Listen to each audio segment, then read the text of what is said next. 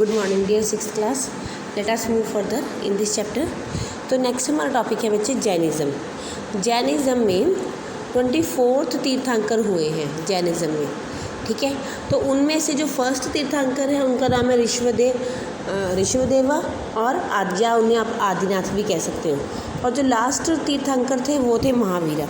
देखो इनकी पिक्चर्स, तो ये है ऋषभदेवा, ठीक है। जो ऋषभदेवा हैं उनको आदिनाथ भी कहा जाता है और ये माना जाता था बेटा कि ये भगवान विष्णु के, ये तो महावीरा है लास्ट तीर्थंकर, और जो ऋषभदेवा है जो आदिनाथ है इनके लिए कहा जाता था कि ये भगवान विष्णु के, भगवान नारायण के ही अवतार हैं।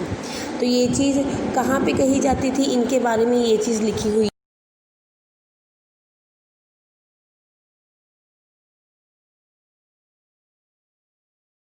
कि ऋषभदेवा जो थे वो भगवान नारायण के इनक्रेशन थे। इनक्रेनेशन का होता है कि उनके ही अवतार थे।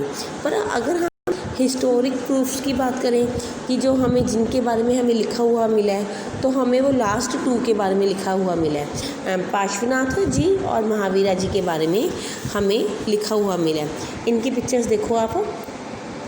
ये है पार्श्वनाथ जी जो महावीर के पहले वाले तीर्थंकर थे, यानी कि जो 23वें तीर्थंकर थे, इनके बारे में हमें लिखा हुआ मिला है।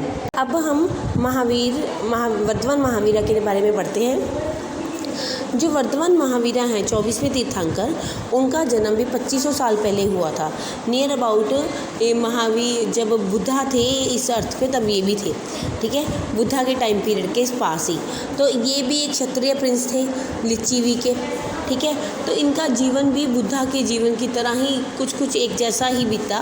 बचपन में इन्होंने 30 साल की उम्र में वर्धमान महावीर जी ने घर छोड़ दिया और ये घर छोड़ के ये जंगलों में रहने चले गए। जंगलों में रहने जाना कोई आसान काम नहीं होता।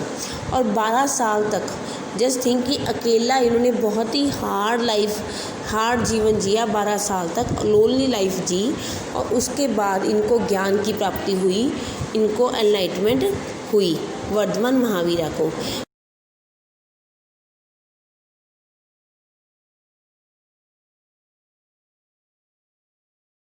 कि अगर किसी को भी सच को जानना है, ट्रुथ को जानना है, तो मस्ट लीव देयर होम, तो उन्हें अपना घर छोड़ना होगा और स्ट्रिक्टली रूल फॉलो करना होगा अहिंसा का। उनको अहिंसा का धर्म अपनाना पड़ेगा। मतलब अहिंसा का मतलब है कि किसी को कोई मारना नहीं है, किसी से कोई भी फिजिकल वायलेंस नहीं करनी, ठीक है। और नेक्स्ट जो महावीर थे और उनके जो भी जितने भी फॉलोवर्स थे,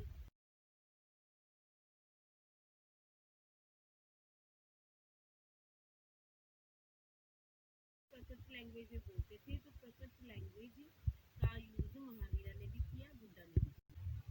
नेक्स्ट है कि जो जैन धर्म के फॉलोवर्स हैं, जैसे ये देखो, ये जैन धर्म को फॉलो करते हैं, ये जैन धर्म को फॉलो करते हैं, उनको किन बातों को मानना होगा, ठीक है। जिन्होंने भी जैन धर्म को फॉलो करना है उनको इन बातों को मानना ही होता था। जैसे कि वेरी सिंपल लाइफ, कि उनको बहुत ही सादा जीवन जीना होता था, और खाना अगर उनको खाना है तो किसी से मांग के खाना है, ठीक है।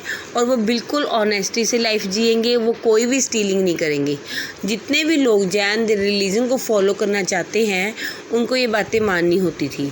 ऑब्जर्व सेलिबेसी का मतलब होता है कि वो विवाह नहीं करेंगे या कोई अपोजिट जेंडर की तरफ अट्रैक्ट नहीं होंगे, ठीक है। जो भी मैन हैं, इवन उन्होंने किसी भी चीज़ से मोह प्यार नहीं रखना, इवन उन्होंने कपड़े भी कम से कम पहनने हैं। थाउजेंड्स लेफ्ट देयर होम्स, बहुत से लोगों ने अपने घर छोड़े, and teach this new way of life, और इस नई तरह से जीवन जीना शुरू किया। अदर्स प्रोवाइड देम फूड, और कई लोग ऐसे थे जो इन रूल्स को फॉलो नहीं कर सकते थे, जो फैमिली लाइफ को नहीं छोड़ सकते थे पर जैन धर्म को मानते थे, तो उन्होंने इनको फूड देना शुरू किया। क्योंकि इन लोगों को जो जैन धर्म के फॉलोवर्स हैं इनको बेग करना है, फूड मांग के खाना है, तो बाकी लोगों ने इनको फूड वगैरह प्रोवाइड करना शुरू किया। जैनिज़्म को ज़्यादातर सपोर्ट किया ट्रेडर्स ने, व्यापारियों ने। फार्मर्स जैनिज़्म को सपोर्ट ज़्यादा नहीं कर सकते थे, क्योंकि फार्मर्स जब खेतीबाड़ी करते हैं तो उन्हें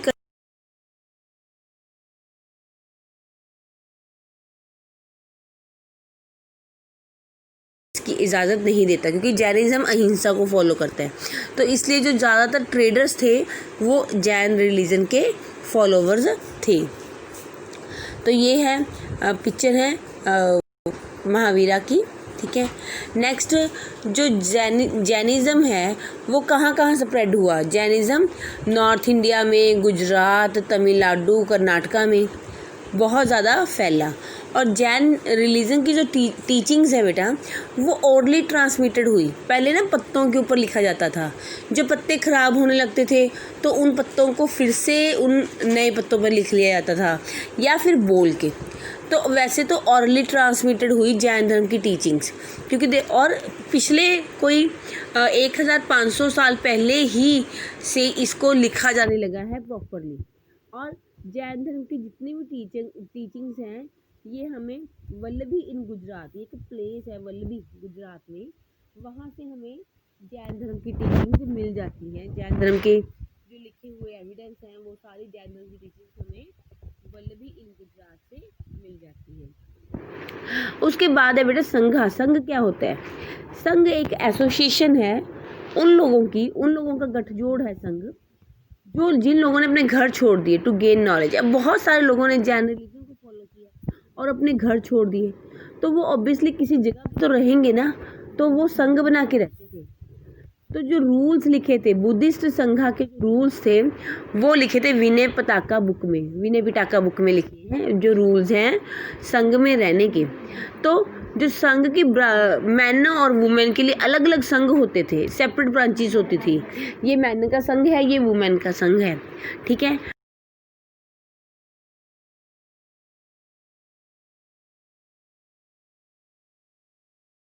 ज्वाइन करना है तो उन्हें अपने पेरेंट्स की परमिशन लेनी होती थी। अगर स्लेव्स ने, गुलामों ने संघ को ज्वाइन करना है तो वो अपने मालिक से, ओनर से परमिशन लेते थे। और अगर किसी ने कोई कर्जा लिया हुआ है, वो डेप्टर है, तो उससे अपने क्रेडिटर से, कर्जा देने वाले से अनुमति लेनी पड़ती थी। और उसी तरह से वुमेन को अपने हस्बैंड से परमिशन लेनी पड़ती थी संघ को ज्वाइन करने की। ये सब इसलिए कि जो भी संघ को ज्वाइन करे वो पीछे कुछ ना छोड़ के आए, पीछे उसकी कोई जिम्मेवारी ना हो, ठीक है। तो वो पूरे मन से संघ को ज्वाइन करे। उसके बाद नेक्स्ट है, ये देखो, ये पिक्चर्स इसके रिलेटेड ही मैंने ढूंढी थी।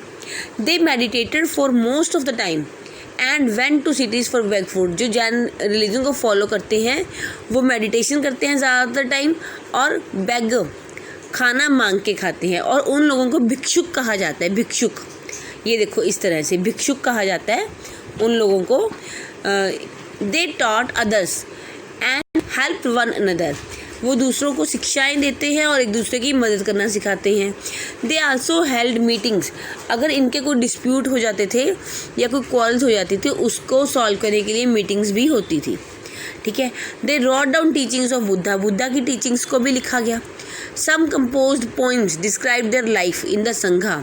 और कुछ पोइम्स वगैरह भी लिखी गई जिसमें संघ के जीवन, कैसा जीवन होता था संघ के अंदर, उस लाइफ को डिस्क्राइब किया हुआ है। कई पोइम्स ऐसी लिखी हुई हैं, ठीक है। ये बच्चे मॉनेस्ट्री की पिक्चर है। मॉनेस्ट्री वो जगह जहाँ पे साधु संत, ये जो मॉन्क कहा जाता है, यहाँ के जो साधु संत होते हैं उनको मॉन्क कहा जाता है। और मॉनेस्ट्रीज वो प्लेस है जहाँ पे ये साधु संत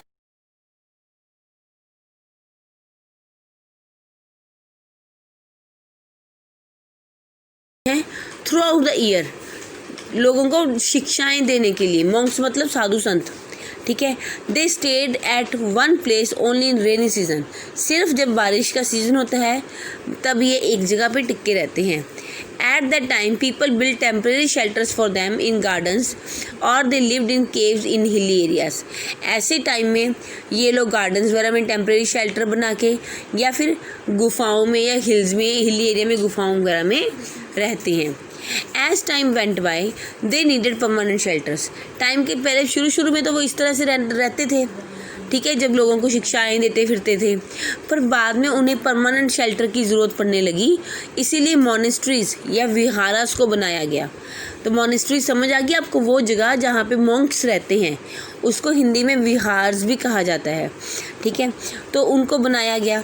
तो लैंड उस चीज़ के लिए किसने डोनेट की? राजाओं ने लैंड डोनेट कर दी, दान दे दी, या कोई रिच मर्चेंट है उन्होंने दान दे दी land. Local people bought food.